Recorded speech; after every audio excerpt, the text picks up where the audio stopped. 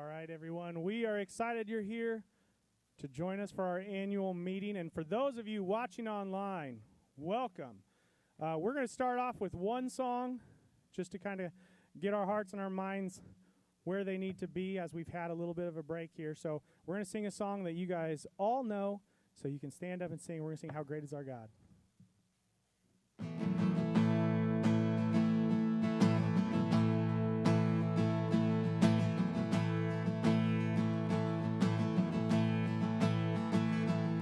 The splendor of the King,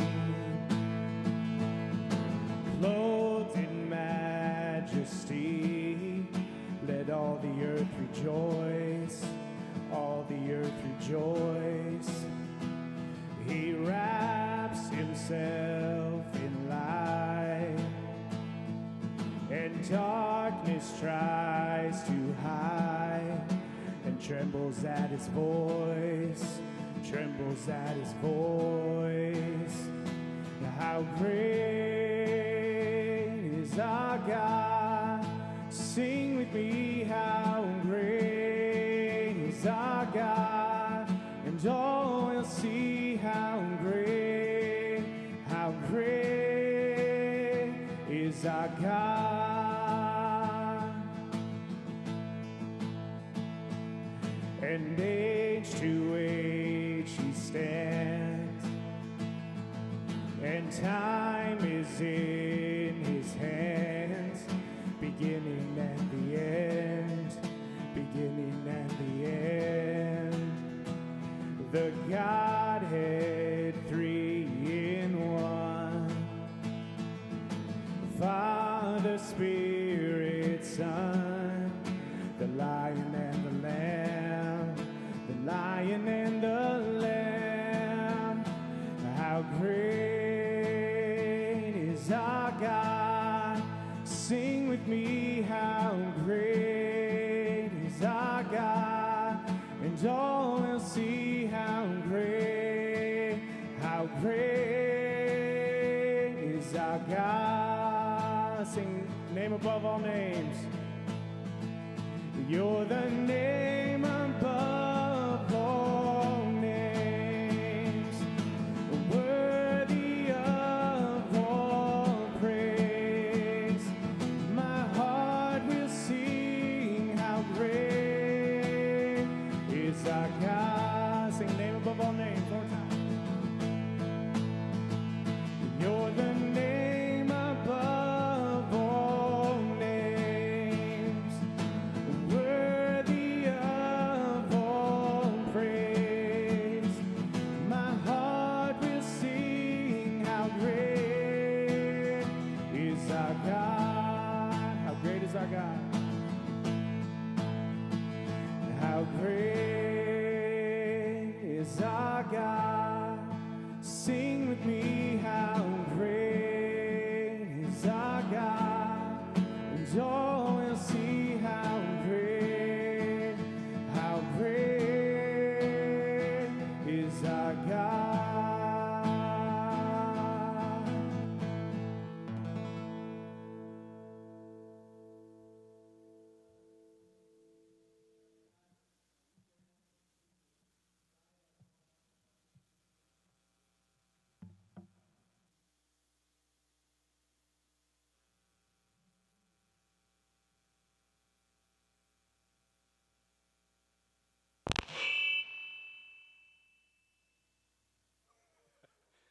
You maybe have a seat now that you're awake. I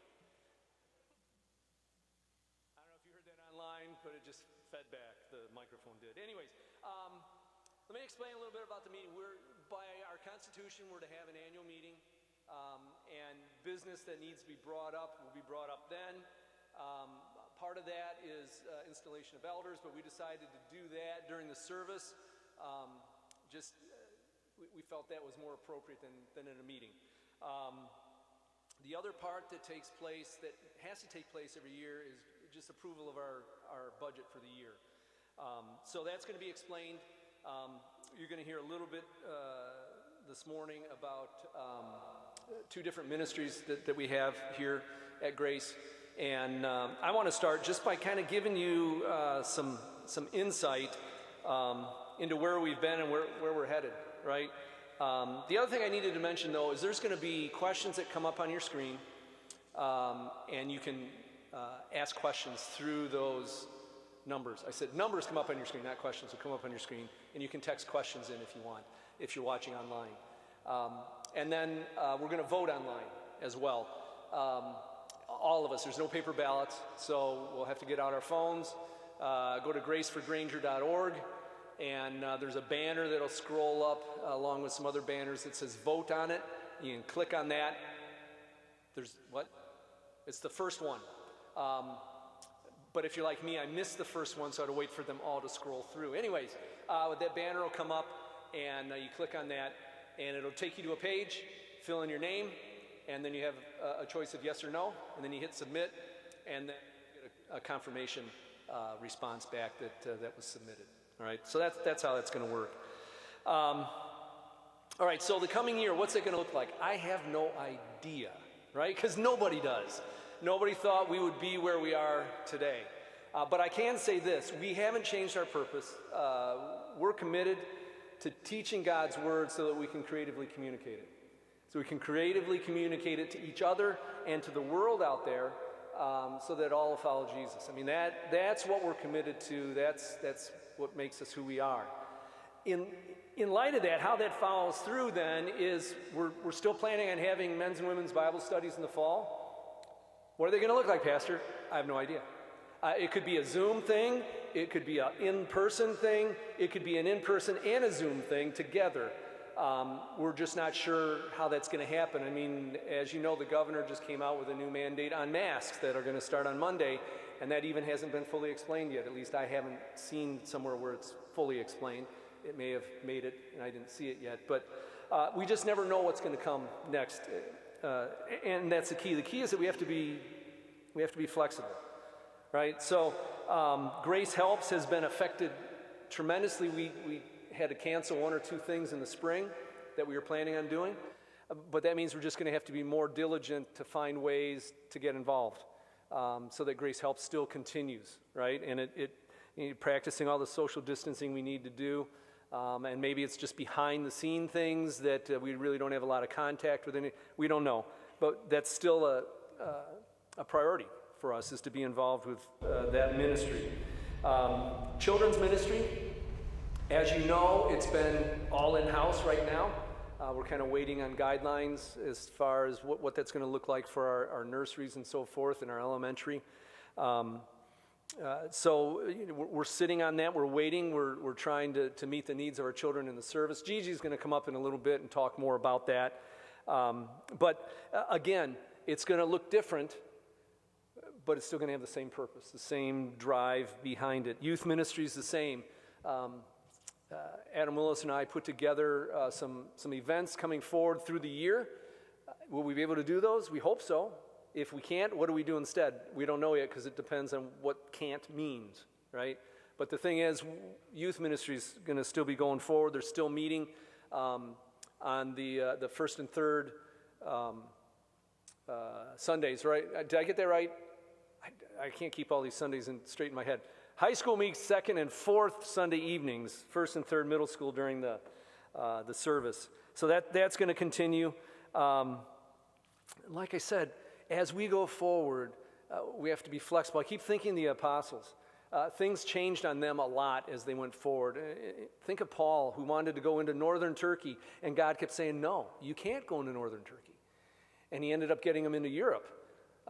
So we never know what God has in store. He had this it's all part of his plan. He's not surprised by this. We're the only ones that are surprised and annoyed because we have to wear masks, we have to sanitize our hands and all that stuff. But let's be flexible and move forward with the same goals that we've had, the same purposes that we've had. All right, having said that, let me invite Dwight to come up. He's going to talk just about where GCS is currently at and where they're headed. Then he's going to present the budgets for the year. And then he also gets to be the one up here who answers questions. So you're on.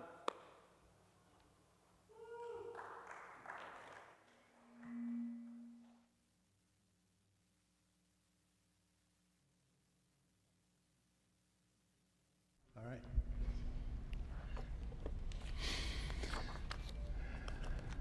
So yes, I'm going to talk a little bit about Granger Christian School. There's a word, a four-letter word, CARE, C-A-R-E, which is an acronym for the core of who Granger Christian School is. The C is for Christ-centered. The A is for academically minded. The R is for relationally focused. And the E is for excellence-driven.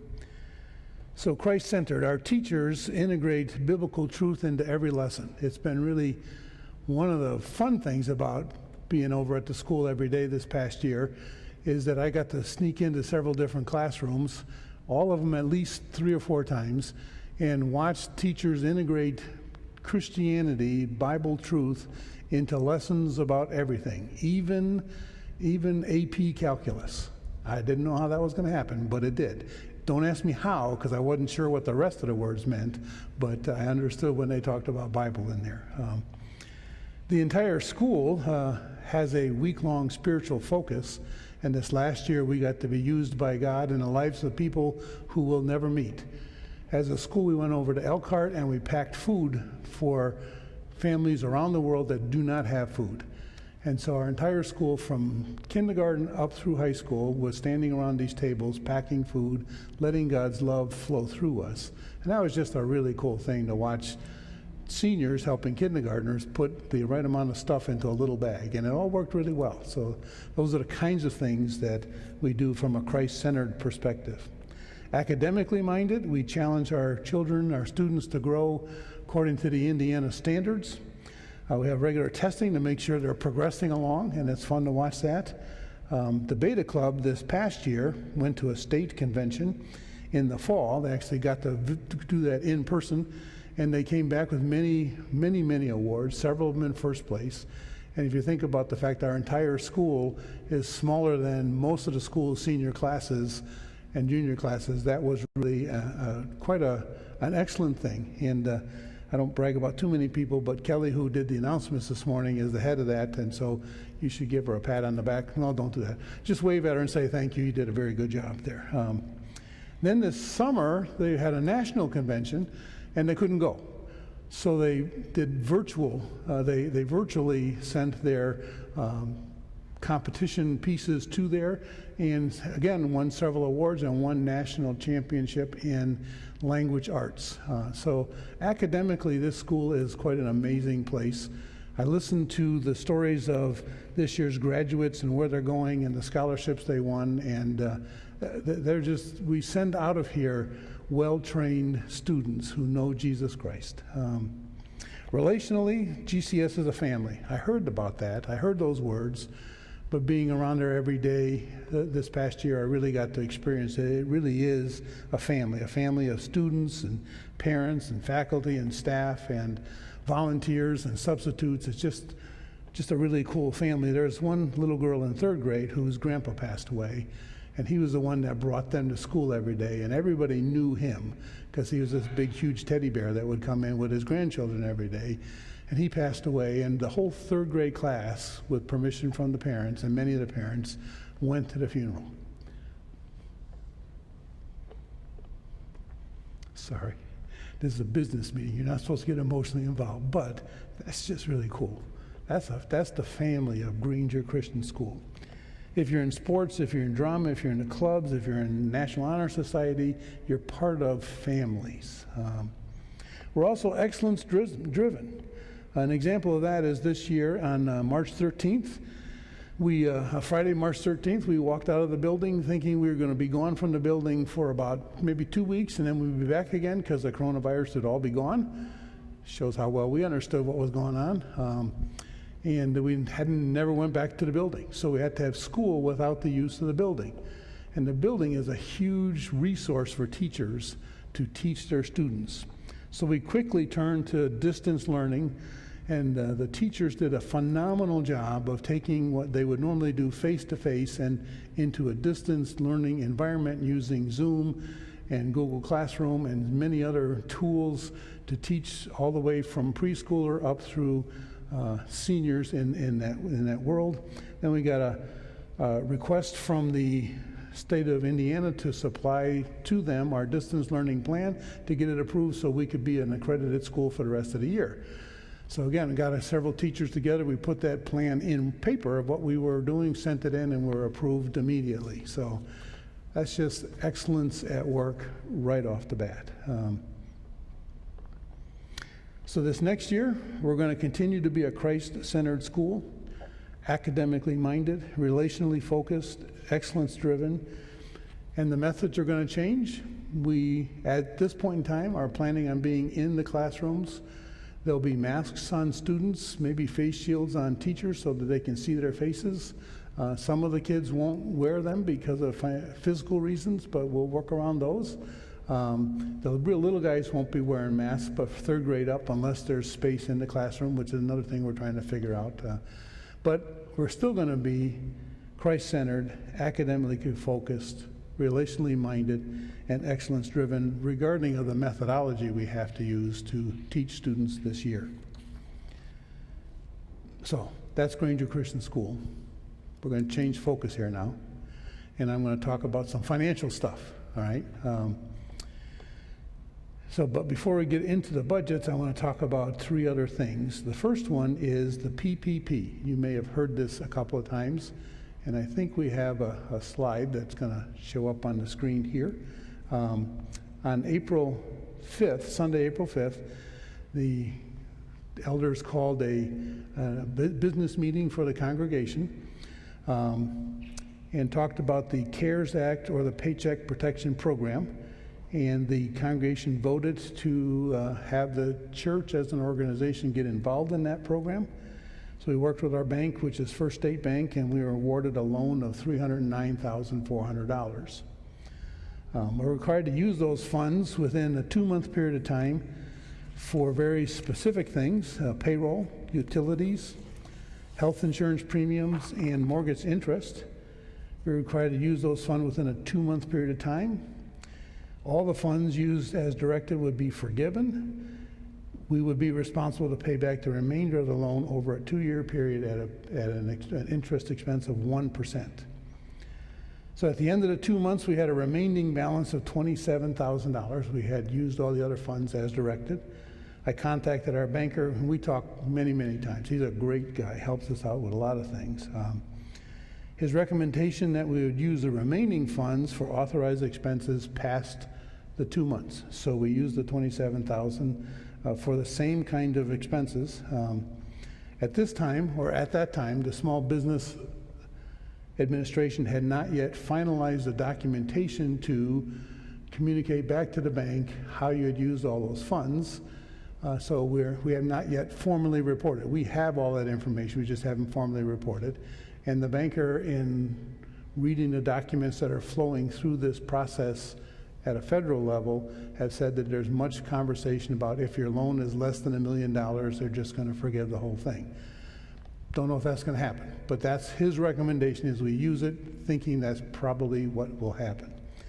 So when those reports are ready, we'll fill those out and send them back to the bank, and then we'll move forward from there. But I just wanted you to know we've done everything the bank asked us to, the way the bank asked us to, and we've used the money and documented it so that when they ask us to, we have the documents ready to hand them to them. In a minute, we're going to look at the budgets post last year and this year, and you'll see the impact that that loan had on Grace and Granger Christian School.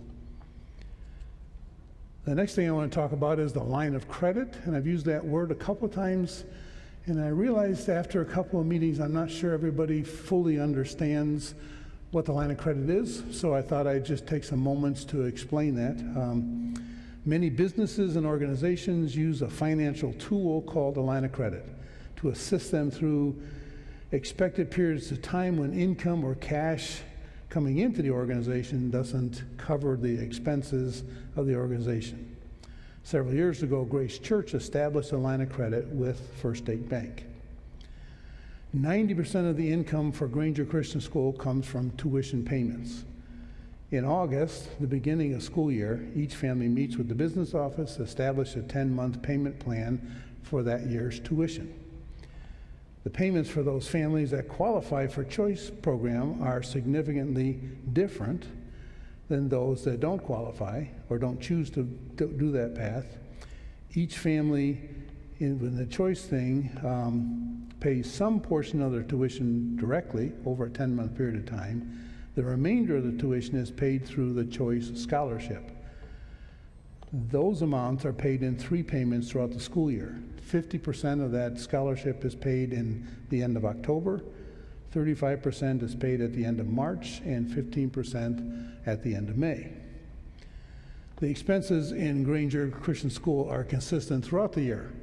Teachers like to get paid on a regular basis. So there are times when our expenses are higher than our income because we're waiting for the choice payment, which is made up of tuition, which is 90% of our income, comes in those large lumps. As a result, to cover the expenses for August through October, we draw funds from the line of credit. This year, at the end of October, when we received the first choice payment, we paid back the line of credit in full. And there was a little bit of extra cash, so we used that to help us get through November and December. In January, we began to draw the funds from the line of credit again. And in March, when we received the choice payment, we repaid most of the line of credit. And at that time, we had a small outstanding balance still in the line of credit, planning that at the end of the year, there would be funds to pay that back in full. It was at that time also that COVID-19 pandemic began to affect GCS financially. Several preschool families withdrew their children as they needed to find other arrangements for their child since our building was closed. Several other families had reductions or lost their income completely, and we allowed their children to continue in the school with the understanding that when their financial crisis was over, we would set up a payment plan and they would catch up. So our income went down. It was also at that time that we received the money from the PPP loan. So we were able to draw from that to cover the expenses that we didn't get from the tuition. When it came to the end of June, we were able to, with the choice payment we got in May, completely pay off the line of credit. So at the end of the year, the line of credit was paid in full.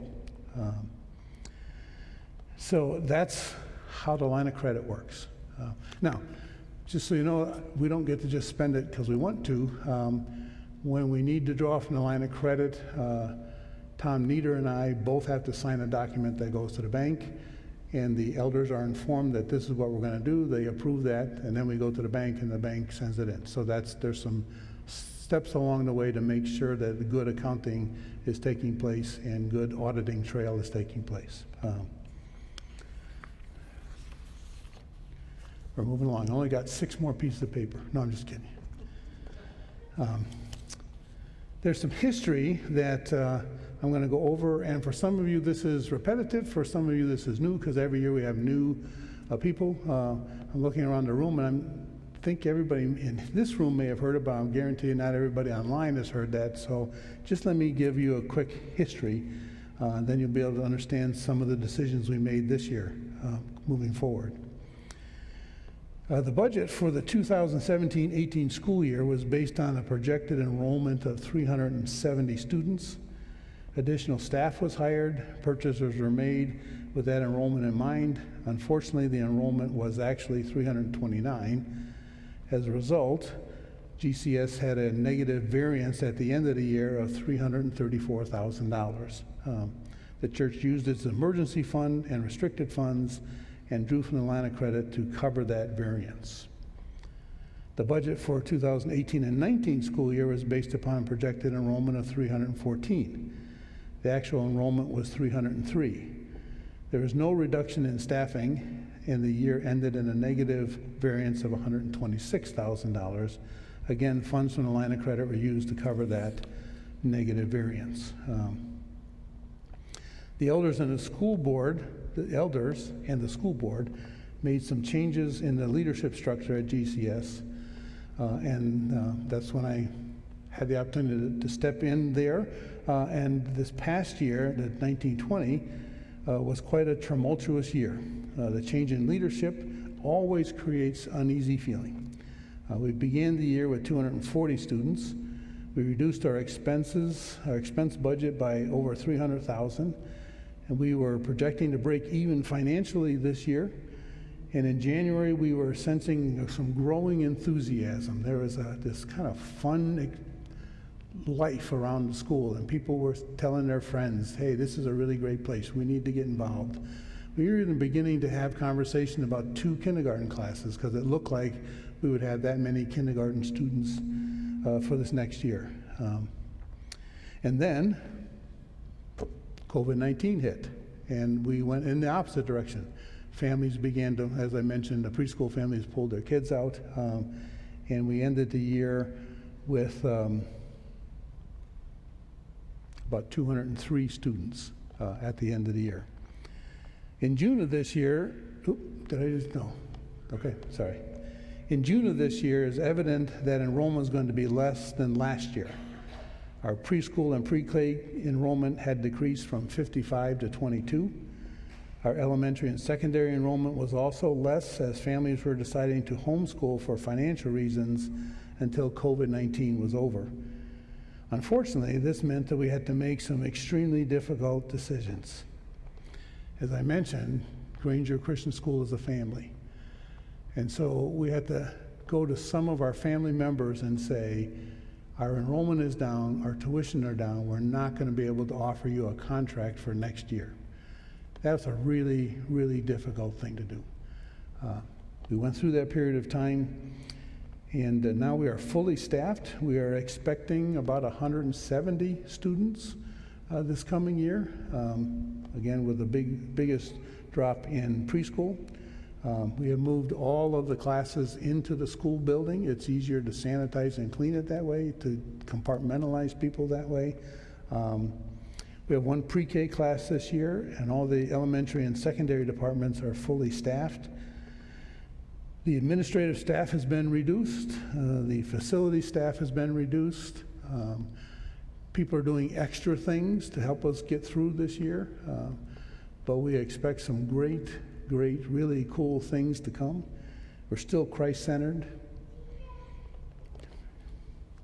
still academically minded, relationally focused, excellence-driven, with a smaller staff, a smaller administration, smaller enrollment, but God's still going to do great things.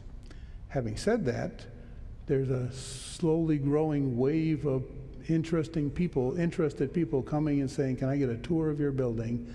Can I find out about your smaller classes? Can I find out how you're handling the COVID-19 pandemic?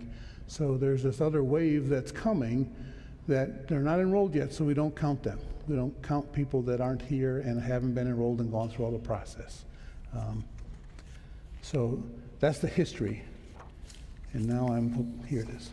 Sorry, I was looking for a piece of paper, it's right in front of me. So now we're going to talk about budgets. Thank you for being patient as we went through that, but I think that might help some. Last night you were sent a letter, an email, that had a link on it. If you hit that link, it would take you to the budgets. So you all have a copy of that. We didn't pass out paper copies today, but if you have your phones and you want to look at it, you can that way. I'm going to refer to that, perhaps explain it well enough so you don't need to look at it. But you'll notice that there's the church budget, a school budget, and then a total budget. And each budget is set up in the same way. We had the budgeted amount for the 1920 year, the actual end of year amount, the variance, whether it was more or less than we budgeted, and then the budget for 2020, 2021. You'll notice that in the church budget this coming year, we're projecting our giving to be down just a little bit, because when COVID-19 hit, the tithes and offerings coming to the church went down just a little bit. So we're going to assume they're going to stay there until COVID-19 goes away. God could bless us with more, which would be great. But until he does, we're going to operate under the understanding that this is what he's giving us to use for now. We had the facility allocation, which is funds that come from the school to help cover expenses that the church does. That's based on the number of students. So that's down a little bit by about $20,000 from last year. So our total income projected for this year is $587,550. Below there are missions, ministry, administrative, compensation, facilities, other, and total expenses. Those are the projected expenses we have for the ministries and other things that will be taking place this coming year. We have gone over them and over them and over them several times. This is some solid numbers here. I do want to address two things. One, this past year in ministries, we had budgeted $29,000 and the actual expense was $42,000. And you might say, well, that's a lot of money over and above spent that wasn't budgeted. That was spent on the upgrade to the live stream technology that we have here, because we realized that today and for a long time in the future, that's going to be a critical part of our ministry. If you've watched live stream over the last 3 or 4 months, you've seen a significant improvement from what was to what is. And I just want to say thank you to the guys that did that. The school also benefits from that. Our graduation ceremony was live streamed, and we had grandparents from 13 different states who had never been able to be here as part of graduation, and I got lots of thanks from them for doing that. We've had a couple of business meetings. We had the town hall meeting from the school. We had more people online than were in here. Of course, the air conditioning was out that day, and it was really hot in here, and we told them that ahead of time, so they wisely chose to stay home. But so it has become overnight a phenomenal tool that we can use in the midst of this pandemic. We also upgraded some of the remodeling in the children's wing with a couple of rooms that needed some fresh paint and some new things hung and some sinks that weren't falling apart. And at the same time, our air conditioning got plugged up and water came through, and we had to replace the carpeting in one of the rooms. So that's what happened. That's why that figure is more than we had budgeted. You also see there that in the other category, there's $29,000 that's made up of several different things. One is when in a budgeting accounting world, there's what they call a chart of accounts. So every account number, every expense goes to an account number. You set up the account numbers ahead of time, so as expenses come in, you can put them there. Over a period of time, you make changes to the chart of accounts, and over a period of time, they start to not make sense anymore. And so this coming year, we have a brand new chart of accounts that we've been working on. Dawn Evans, our business office manager, has done a great deal of work on that. We've run it by our accountant to make sure things look well. And so some of the things that you'll see here and other will actually be in an account coming next year, and they're in the budgets as you see them there. One of them was the FICA. Every employer pays a portion of FICA. That was not under compensation, it was under other, because it got added at some time along the way. So $17,900 of that $29,300 is really FICA. Next year, that's going to be in compensation. We have to pay it, but we're going to put it into the account number where it should be. And then there was vehicle expenses and some facilities expenses, also in other. That next year will be in the facilities budget. So we have a place for them to go now other than other. You try not to put anything in other. We don't budget anything for other, because if we're budgeting it, we should have a number for it. So next year, that'll be different. So as you can see, if God provides for us the income that we think He will, and we have the expenses that we're planning on, at the end of the year, our budget would have $330 positive variance. So I've been doing this a while, and that would be a wonderful thing. God always does things you don't expect, and expenses come up you don't expect. So it's going to be interesting to see how this goes. But it's a very tight budget, scrutinized over and over again. We have several steps that our finances go through. Dawn and I work on the finances on a weekly basis with input from Jackie because she understands the expenses for facilities. Tom Nieder joins in that conversation several times during the month, and especially at the end of the month to review the monthly reports. The school reports then go to the school's finance team. We have a group of four guys who work very hard to analyze every single penny that's being spent, where it's going, why it's going there, where the income is coming from. And then all of that also goes to the elders, and they get to see everything that takes place in the school and the church, as much detail as you want. If we ran all the reports that are available, it's about 50 pages, so we don't do that. Tom Nieder gets those because he's the kind of guy that likes them. And I'm picking on him because I know he's home feeling really bad today, but I'm going to pick on him anyway. So he gets those reports, and he goes through them every single month just to make sure that we're on top of all that. The school budget now is right below that. If you're looking online, it's a different color. It's the same kind of thing with the 19-20-20 budget, 19-20 year end, the variance, and then this coming year's budget. This year we budgeted tuition in a slightly different way. In the past there was okay, this is how many students we think we're going to have, and then you budget on that. So this year we've taken every student that's enrolled. We know what class they're in. We know what their tuition is. We have a really good idea of what discounts they may have. And so at the end of the day, we have a spreadsheet, an Excel spreadsheet document that says, here's all the students, here's all the income, here's the total number. This number that you see here is based on 164 students, because at the time we did this budget, there were 164 students that had enrolled and paid enrollment fee and were accepted into the school. That will change between now and August 11th.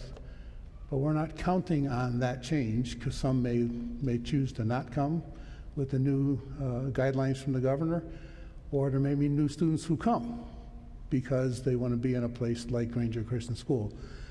So that will change, but as of when we put this budget together, that was the actual real bodies we had enrolled at the school. We also have some miscellaneous income, which is a lot of fundraising, if you would.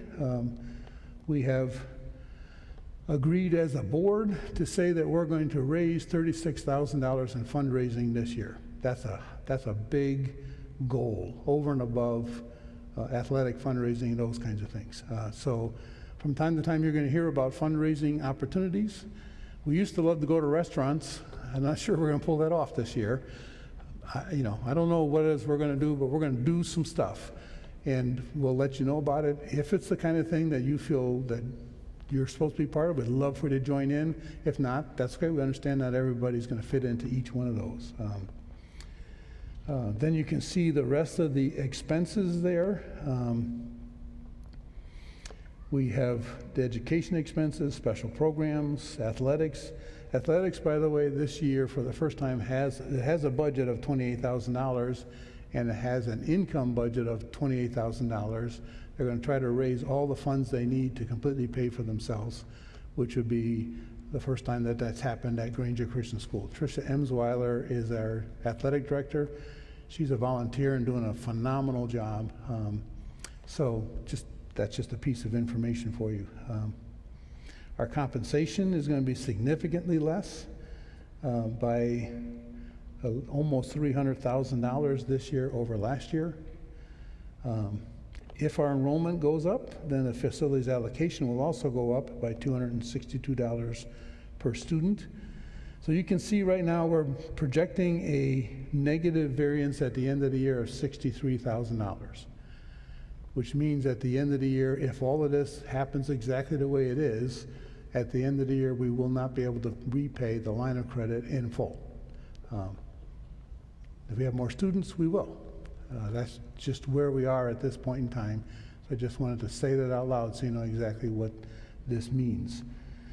So this year, again, our tuition went down from what we had thought it would be, in part because of COVID-19, but also we had an influx of cash of $187,000 from the PPP, so it offset much of that. So we were able to continue employment for all of the folks at church, at the school.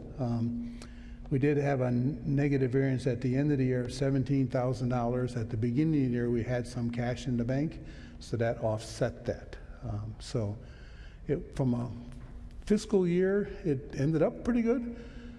Who knows what would happen without COVID-19 and without the PPP, but God balanced those off for us in that way. The next one down is in the green, if you're looking at its colors, is the total. When you add those two budgets together, you'll see the budget down below down there. I'm not going to go through all the rest of that. You may ask the question, at the very bottom of the green, it says the PPP is $303,850, $303,858, as opposed to the $309,000, which the bank loaned us. And that's because this is as the end of June.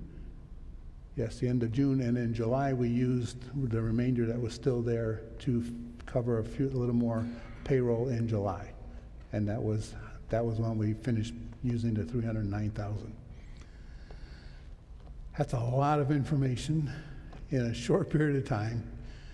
And we have two folks over here with their cell phones ready to take texts and questions that way.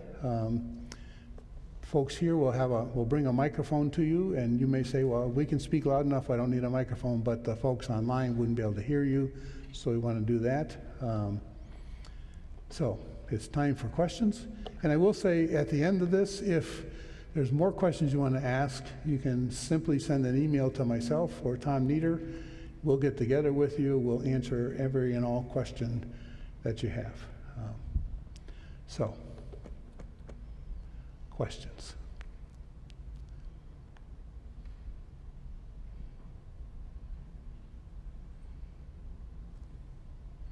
I'm going to feel really sad if nobody asks any questions.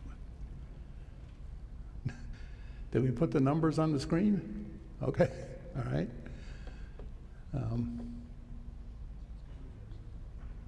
This could be, like I said, I've been doing this for 300 years. This may be the first time there's no questions.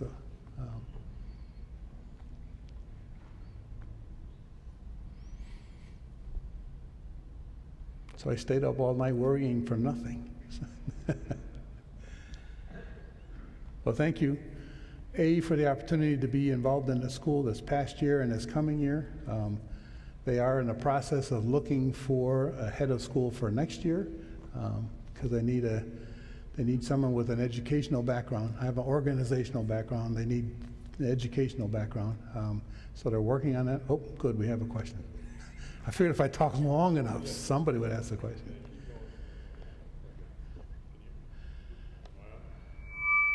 Oh. Hold on one second. Okay. So the question is, do teachers have contracts yet? Teachers do not have contracts yet. We're planning on handing those out on Wednesday.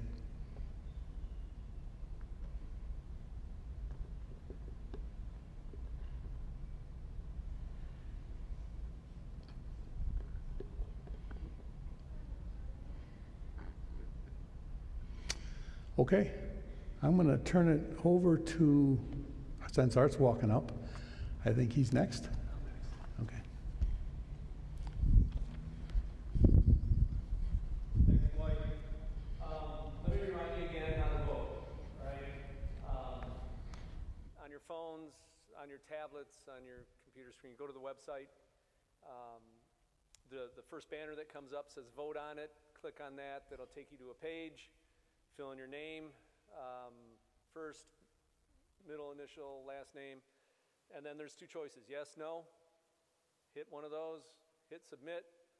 You'll get a response back saying that it was confirmed that the vote went through. All right.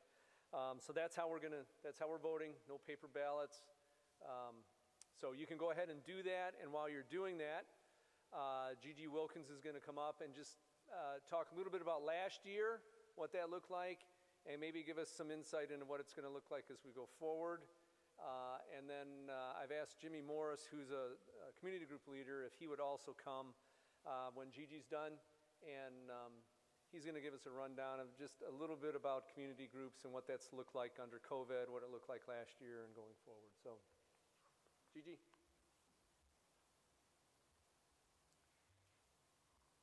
Actually, Art asked me if I'd be a time filler. So here I am. He's trying to be all nice, but the reality is he asked me to be a time filler. I don't know that I've ever had an opportunity to talk a lot about what the mission or the vision of children's ministry is. We have that in a closet over in the other building.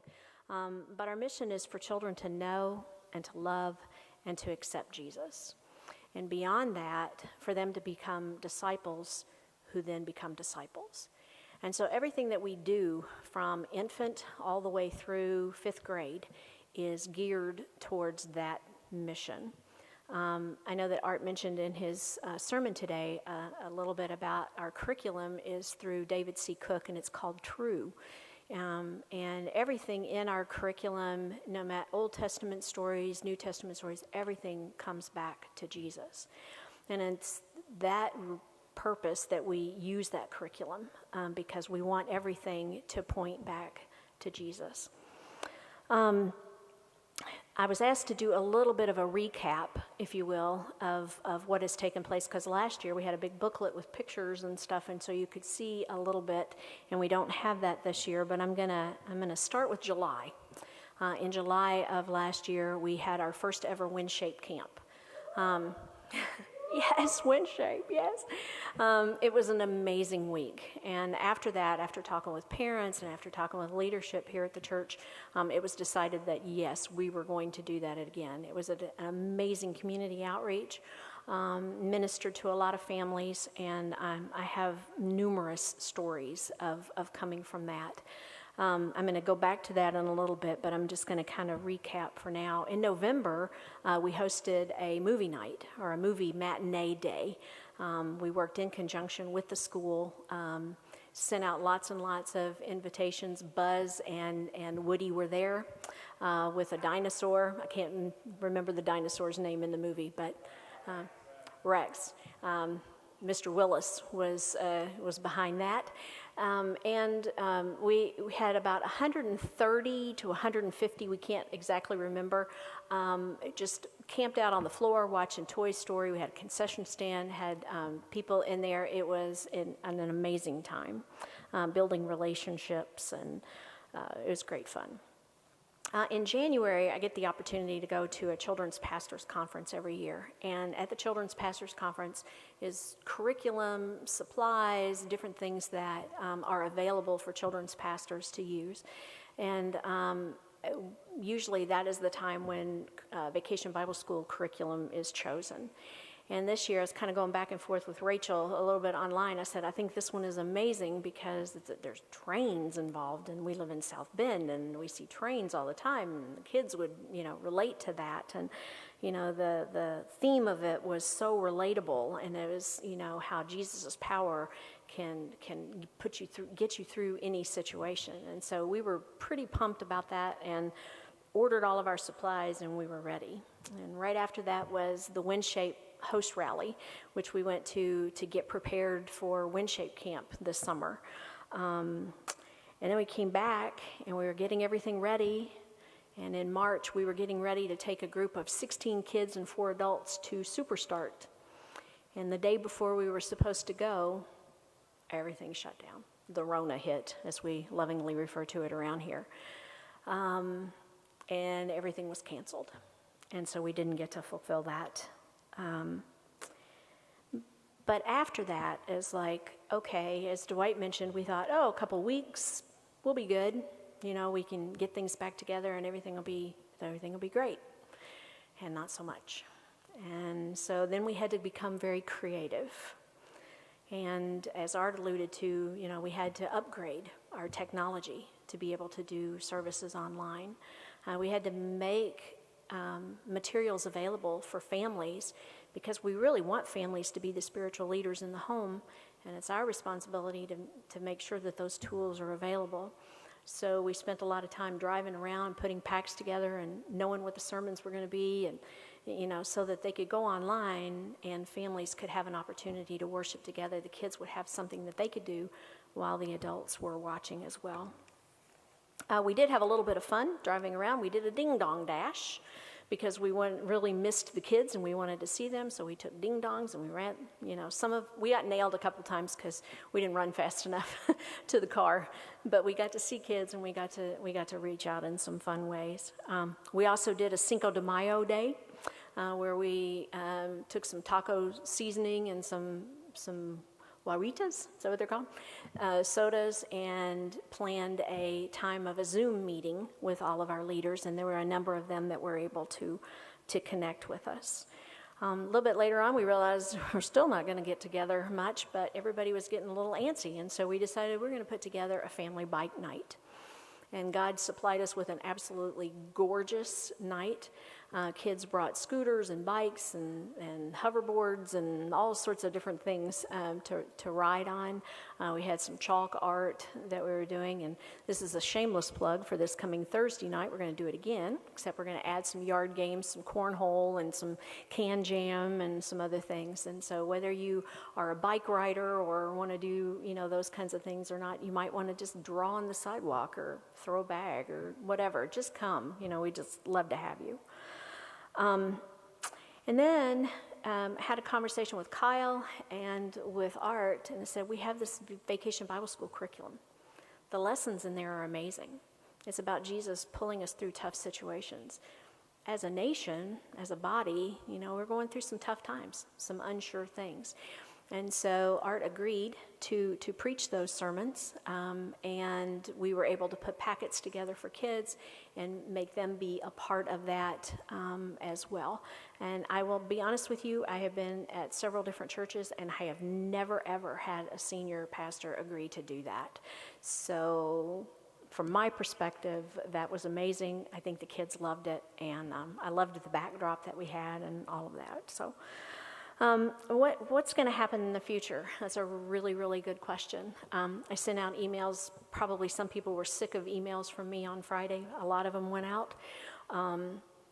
Trying to see how many people that we have that are willing to come back and serve in children's ministry, how many feel safe doing that. Also, how many parents feel comfortable. And at this point, we're about 50-50 on the volunteers. Some are willing to come and serve, and some still don't feel overly comfortable. But we are looking at August 16th, trying to open up the nursery through the 5-year-olds, if we can staff it properly, and then starting the Sunday just before Labor Day, August the 6th, trying to open up elementary. That's a goal. That's what we hope to do. Given the COVID and the state guidelines and everything, don't know whether that'll work out or not, but that's what we're trying for. And I know I took a long time, so I'm just going to close with one thing really quick. I grew up in a church. A senior minister had a saying, and it has resonated with me really my whole life, and it's, if a task is once begun, never leave it till it's done. Be the task great or small, do it well or not at all. And Rachel and I work really, really hard in children's ministry to give it our all. And we're really, really grateful to those who come alongside us and to serve and to work hard at leading children to know and to love and accept Jesus. And even in the weird circumstances, we're going to continue to work really hard to make that happen. Thanks, Gigi. Jimmy, you want to come up? I know you have some things to share about community groups, and I appreciate your leadership. You're in a kind of a tag team situation in your community group, so maybe you can explain that too. So let's see if I can reach my face there. So I don't have pictures like Gigi does, so I'll try to make mine as fun as I can. So Lauren and I and the stewards, we lead our community group that we meet on Friday nights. So adults stay upstairs and the kids are downstairs. So if you have kids, you're looking for a community group, we have fun for you downstairs in the basement. Our kids love to set up stations for them, and we sort of, every once in a while, we'll have a little curriculum for them depending on how the kids are feeling. But for our community group, and I know for many other community groups, during that time of COVID, it seemed like it was extremely tough on a lot of people not to be able to see others and be able to do that. We did Zoom with ours. And we were able to see everybody almost every single Friday. We had to skip a couple of Fridays just because of work schedules and all that other stuff. But we were still be able to communicate with each other, and that was a huge, huge thing, which was awesome. And before that, we were meeting at our house, and like I said, it was a jam-packed house, but it was tons of fun. It became like an extended family for us. If somebody was hurting or they needed prayer, we had our own little message group app on our phone that we were able to extend out to each other, and somebody was having an issue, we were able to be there for them. And like I mentioned before, prayer is a huge thing, and our group used that, and it helped each other out. And for some people, you only see the people at work day in and day out, and then you come see people at church on Sundays, and that's the only time you really get to see them. For us, this was huge. Fridays, we got to see other people that were Christ-like minded, and it wasn't just that day in and day out with other people that aren't quite where you are. For us, that was huge to be able to communicate with them, share the word, be able to go over Pastor Art's sermon from the Sunday before. Some did it that day or the week before, prepare for it, but we were able to do it after that Sunday. We are also going to try to do, since we have a younger group, Ginties are going to be helping us out on parenting. We're going to be doing a course with that, hopefully this upcoming year, be able to have some curriculum with that. So with the parents, teach us how to be better parents, I guess you could say, and teach us how to have a Christ-like home and be able to be those leaders for our children at the same time.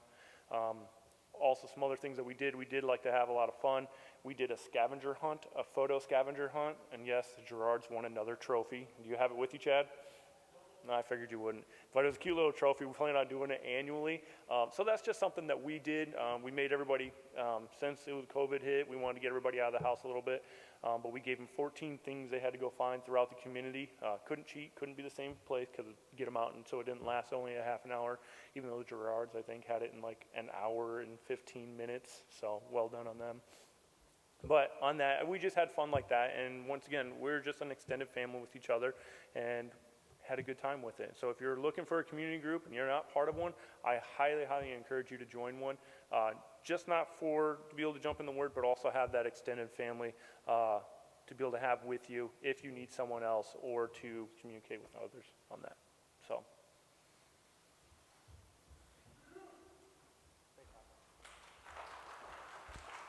Thanks, Jimmy.